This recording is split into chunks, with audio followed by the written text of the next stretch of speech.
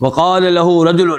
ان سے ایک آدمی نے کہا عبداللہ بن مسعود رضی اللہ عنہ سے، علمنی کلمات جوامع نوافع، مجھے چند ایسی باتیں سکھائیں، ایسی باتیں بتائیں جو جامع قسم کی ہوں اور مفید ہوں۔ فقال، تو انہوں نے کہا، اعبد اللہ، یہ آرڈر کا لفظ ہے کہ تو اللہ کی عبادت کر، لا تشرک بہ شیئا، اس کے ساتھ کسی بھی چیز کو شریک نہ کر۔ آج اگر مجھ سے کوئی کہے، آپ سے کوئی کہے کہ مجھے کوئی نصیحت کرے اور آپ یہ نصیحت کریں کہ اللہ کی عبادت کرو، اللہ کے ساتھ کسی کو شریک نہ کرو، تو کہے گا یہ بھی فضول آدمی، یہ تو عام سی بات ہے، سب کو پتا ہے، کوئی خاص بات بتاؤ۔ لیکن جب آپ قرآن پڑھیں گے، احادیث پڑھیں گے، انبیاء کرام علیہم السلام کو پڑھیں گے، آپ کو پتا چلے گا سب سے زیادہ خاص بات یہی ہے۔ یہ اتنی خاص بات ہے کہ اس کے لیے اللہ نے مجھے اور آپ کو پیدا کیا ہے، یہ اتنی خاص بات ہے کہ اس کے لیے اللہ نے انبیاء کرام کو مبعوث کیا ہے۔ تو کہہ رہے اعبد اللہ، اللہ کی عبادت کر، لا تشرک بہ شیئا،